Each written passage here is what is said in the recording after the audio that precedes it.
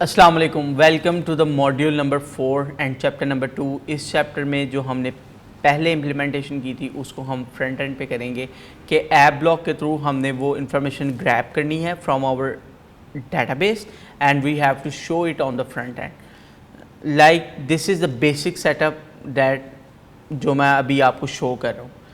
इसी सेटअप को आप थोड़ा सा मैच्योर करके इसको थोड़ा सा, और अगर आपको लॉजिकल थिंकिंग आपकी है, अगर आप लारावेल में ऑलरेडी काम करते हैं, आपको पता है कि थोड़ी सी वेबसाइट्स या वेब ऐप्स कैसे काम करती हैं, अगर आप थोड़ी सी वो इम्प्लीमेंटेशन करें तो you can make this app and you can you can make this app for publishing on the Shopify store। so ये एक बेसिक सा मैं आपको बता रहा हूँ कि आपने इंफॉर्मेशन स्टोर की, आपने इंफॉर्मेशन ग्रैब कैसे करनी है। सिर्फ अगर आप यही दो चीज़ें सीख लें तो you can create a lot of apps on the Shopify. Like आप कैसी किसी भी तरह की ऐप्स बना सकते हैं। उनमें से कुछ ऐप ऐसी हो सकती हैं कि फॉर एग्ज़ाम्पल आप पीछे से कोई स्टाइल सेलेक्ट कर ले कि लाइक एनिमेशन का स्टाइल, और फ्रंट एंड पे उसे ग्रैब करें और वही स्टाइल में आप वो उसको जो आपका ऐड टू कार्ट का बटन है आप उसको एनिमेट करा दें। तो इस तरह की काफ़ी सारी ढेर सारी चीज़ें आप बना सकते हैं। सो अभी हमने क्या करना है, अभी फ़र्स्ट ऑफ़ ऑल अभी हम कंट्रोलर में आएंगे। कंट्रोलर में आके हम क्या करेंगे, यहाँ पे हम एक फंक्शन बना लेते हैं, उसका नाम रखते हैं कैट शॉप इन्फो। ठीक है, इसको हम क्या करेंगे, इसको हम शॉप नेम देंगे और ये हमें क्या करेगा, उस शॉप नेम के अगेंस्ट हमें डाटाबेस से डाटा निकाल के दे देगा। इसके अगेंस्ट हमने क्या करना है, हम वेब पे हम राउट में जाएंगे। राउट में जाके हमने जैसे फॉर एग्जांपल आपको ये एक राउट नज़र आ रहा है, हम ऐसे एक राउट डिफ़ाइन कर देंगे गेट शॉप इन्फो के नाम से। ठीक है, ये राउट डिफ़ाइन हो जाएगा। फिर उसके बाद हमने क्या करना है, we have to go to our app block. Okay, app block में जाके अब देर आर टू वेज़। एक वे ये है कि हम jQuery डाउनलोड करें, उसकी एक फ़ाइल बनाएं, वो एसेट्स में रख के हम उसको जैसे HTML में हम किसी भी एसेट को एक्सेस करते हैं वैसे हम एसेट को एक्सेस कर लें। The second way is that कि हम jQuery को साइमल्टेनियसली लोड करें, क्योंकि ये एक बहुत छोटा सा काम है तो आई डोंट थिंक सो कि हमें फ़ाइल ग्रैब करके वहाँ पे रखनी चाहिए। सो वी आर हम jQuery को लोड कर रहे हैं, इंक्लूड कर रहे हैं jQuery को। जैसे ही ये ऐप ब्लॉक रेंडर होगा jQuery ऑटोमेटिकली आ जाएगी। तो इसमें फ़र्स्ट ऑफ़ ऑल हमने क्या करना है, हमारे पास जब भी हम शॉपिफाई की वेबसाइट पे जाते हैं, मैं आपको एक छोटी सी एग्जांपल शो करता हूँ। This is the Shopify front end. If I come to the console and if I say the Shopify hair, जब मैं शॉपिफाई यहाँ पे लिखूँगा तो मुझे ऑटोमेटिकली शॉपिफाई से एक इंस्टेंस मिल जाता है। उसमें शॉपिफाई के स्टोर के रिलेटेड कुछ इन्फॉर्मेशन होती है। वो इन्फॉर्मेशन क्या होती है, एक तो उसका शॉप नेम होता है, उसके बाद उसकी करेंसी होती है। ठीक है, उसमें काफ़ी सारी हमें इंफॉर्मेशन जो हमें चाहिए होती है, जो हम यूज़ कर सकते हैं जावास्क्रिप्ट में, वो हमें इंफॉर्मेशन मिल जाती है। तो हम यहाँ पे अपने ऐप ब्लॉक में हम क्या कर रहे हैं, हम शॉपिफाई डॉट शॉप करके उस शॉप का नेम गेट कर रहे हैं। उस शॉप का नेम गेट करने के लिए हमें कोई यूआरएल से निकालने की ज़रूरत नहीं है, कुछ करने की ज़रूरत नहीं है। हम जस्ट यहाँ पे आएँ और शॉपिफाई डॉट शॉप लिखेंगे। As you can see it is giving us the retail tag. ये हमारे पास स्टोर का डोमेन आ गया। अब हमारे पास इस स्टोर का डोमेन आ गया। Now what we have to do, we will create a request. हम एजेक्स रिक्वेस्ट भी कर सकते हैं, मगर यहाँ पे एजेक्स रिक्वेस्ट क्रिएट करने की ज़रूरत नहीं है। हम गेट जेसन कह रहे हैं। इससे क्या होगा, गेट जेसन के थ्रू हम क्या करेंगे, हम अपने ngrok के यूआरएल को गेट शॉप इन्फो को हम पिंग करेंगे, उसे साथ शॉप नेम देंगे। वो शॉप नेम लेके वो कंट्रोलर के पास आएगा। कंट्रोलर क्या करेगा, कंट्रोलर वो स्टोर नेम के अगेंस्ट जो भी रिकॉर्ड हमारे डेटाबेस में पड़े होंगे उन्हें फेच करके सामने शो करवा देगा। So let's do it. अभी हमने क्या करना है, first of all we have to push this information. So I will push this information Shopify extension push. So अभी हमने ये एक्सटेंशन में चेंज कर दी है सारी। अब हम इस एक्सटेंशन को पुश करेंगे ताकि ये सारी चेंजेस लाइव हो जाएं। We will go here on this link to see कि यार ये पुश हो भी गई है कि नहीं। सो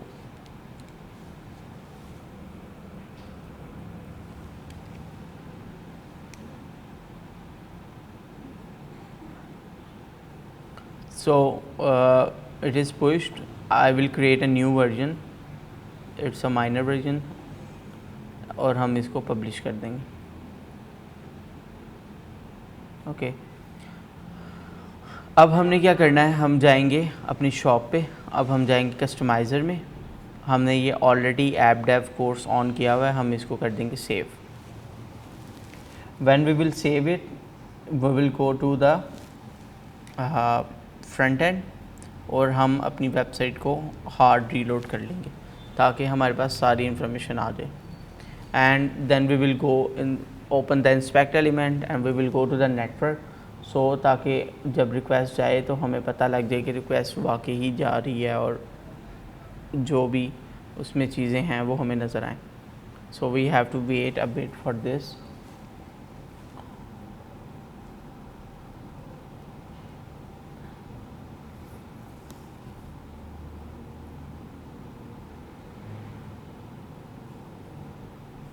ओके आप देख सकते हैं कि हमारी शॉप इन्फो पे यहाँ पे जा रहा है. अब इसमें मसला क्या होगा, स्ट्रिक्ट क्रॉस ओरिजिन. अब ये क्रॉस ओरिजिन का मसला आ रहा है.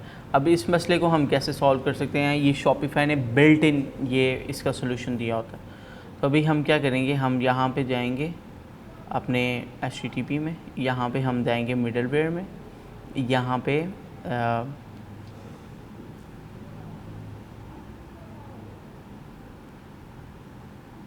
सॉरी अभी हम यहाँ पे जाएंगे, कोर्स में जाएंगे कॉन्फ़िग के अंदर और यहाँ पे पाथ्स हैं. हम यहाँ पे इसको ऑल पे अभी फ़िलहाल कर देते हैं. It's not a best practice कि आपको चाहिए कि आप वही करें, but for now it's just a local app. So इसी के लिए हम इसको ऑल पे कर देते हैं ताकि कोई भी क्रॉस ओरिजिन, किसी पे कोई मसला ना है क्रॉस ओरिजिन का. सो we will come here again, we will reload it.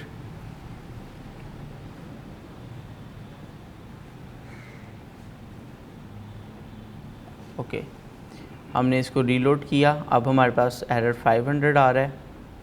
Okay we will preview. Okay actually why error 500 is coming, क्योंकि हम DD यूज़ कर रहे हैं. जब हम DD यूज़ कर रहे हैं तो वो जो कोर्स वाला है वो नहीं चलेगा. सो हम यहाँ पे इसको रिटर्न करवा लेते हैं सिंपली. ओके हम इसको रिटर्न करवाते हैं, दोबारा चलाएंगे तो अब हमारी रिक्वेस्ट चलनी चाहिए. Okay 200. Okay now you are seeing we are able to fetch this information from the database. अब डेटाबेस से हमारे पास ये सारी इन्फॉर्मेशन ट्रैकिंग कोड वगैरह आ रहा है. अब फॉर एग्ज़ाम्पल इस ट्रैकिंग कोड को अब हम कहीं पे भी पुट करना चाहें तो we can put it. So let's see how it will work. Let's go to the app block और मैं चाहता हूँ कि ये जो मुझे first of all let's grab only the, हम यहाँ से सिर्फ ट्रैकिंग कोड को रिटर्न करवाते हैं. ओके और मैं ये चाहता हूँ कि जो भी मेरे पास डाटा आ रहा है वो मेरे पास कंसोल हो ताकि मुझे पता लगे मेरे पास क्या डाटा आ रहा है, फिर मैं उस हिसाब से चीज़ों को देखूँगा. So let's reload it again for once. So हम देखते हैं कि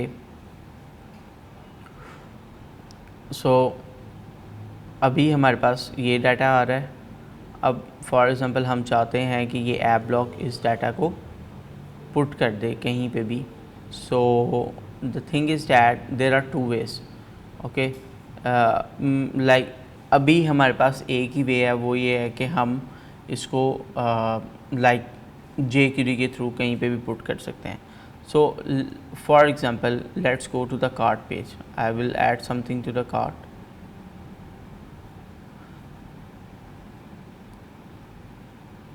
Okay सो फॉर एग्ज़ाम्पल अब मैं ये चाहता हूँ कि ये मैं चेकआउट के ऊपर इसको ना लगाऊँ, ये चेकआउट के बटन के बाद आ जाए. अब मेरे पास दो तरीके हैं. एक तरीका मेरे पास ये है कि मैं चेकआउट की क्लास को पकड़ूँ, यहाँ से क्लास को देखूँ और क्लास को पकड़ के करूँ. दूसरा मेरे पास एक तरीका क्या है, दूसरा मेरे पास तरीका ये है, अगर फॉर एग्ज़ाम्पल मैं गूगल पे जाता हूँ तो मैं यहाँ पे लिखूँ how to select input by name, okay, in jQuery, for example in jQuery, okay. अगर मैं ये लिखता हूँ तो ये मुझे बता देगा कि how to select it. So here it is saying, okay, कि आप इस तरह सेलेक्ट कर सकते हैं. तो अभी मैं क्या करूँगा कि मैं इसको पकड़ता हूँ ऐसे, ओके, और हम अपने ऐप ब्लॉक में आएंगे. ऐप ब्लॉक में आने के बाद मैं क्या करता हूँ कि अब मेरे पास यहाँ पे चेकआउट एज अ बटन है. अगर मैं यहाँ पे आऊँ तो मेरे पास चेकआउट एज अ बटन है. तो मैं यहाँ पे क्या करूँगा, मैं इसको कहूँगा button and then I will show the name. Name में मैं इसके लिखूँगा चेकआउट. अब मैं एक जनरल रूल बना रहा हूँ, एक जनरलाइजेशन करने की कोशिश कर रहा हूँ कि जो मोस्ट ऑफ द थीम पे चलेंगी, क्योंकि शॉपिफाई में जितने भी थीम बनते हैं उन पे जो चेकआउट का बटन होता है वो तकरीबन सेम होता है. तो मैं यहाँ पे कहूँगा checkout dot after dot text.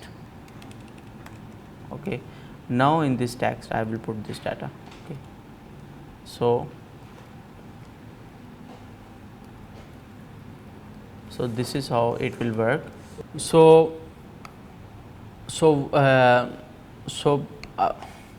अब हमारे पास हम एक जनरलाइजेशन हमने की है. जनरलाइजेशन हमने कैसे की है, एक हमारे पास वे था कि हम इसकी आईडी पकड़ते और आईडी की बेस पे हम कर देते, मगर ये सिर्फ एक थीम के ओरिएंटेड होना था. अब क्या होगा, अब आप शॉपिफाई की जो फ्री थीम्स हैं, आप उन 10 शॉपिफाई थीम्स हैं फ्री, आप उन सब में देखेंगे चेकआउट का नेम हमेशा चेकआउट होता है. आप कोई दूसरी आपको प्रीमियम थीम उठा के देख लें, सब में नेम चेकआउट होगा, आप जहाँ पे भी चले जाएं. No, it is very easy for me कि मैं अब इसको नेम चेकआउट मैंने रखा है. Now it is general, it can go to like 99% of themes. So this is how we can make things general.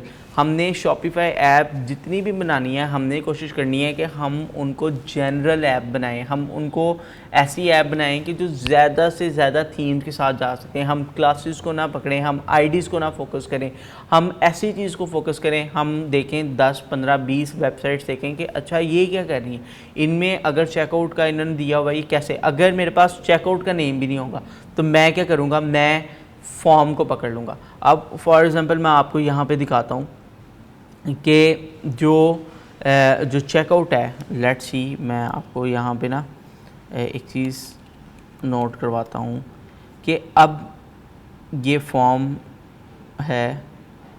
For example ये देखें, अब ये फॉर्म है, ठीक है.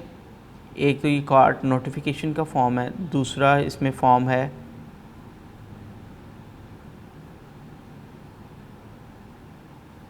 Okay, this one, okay.